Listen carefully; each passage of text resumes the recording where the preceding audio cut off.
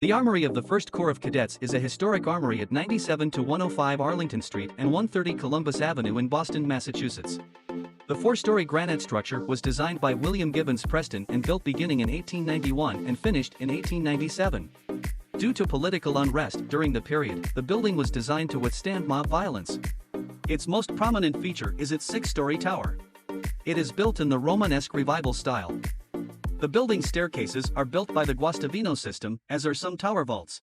In the late 1960s, the University of Massachusetts Boston leased the building and converted it into the university's first library. The building was listed on the National Register of Historic Places in 1973 and designated as a Boston Landmark by the Boston Landmarks Commission in 1977.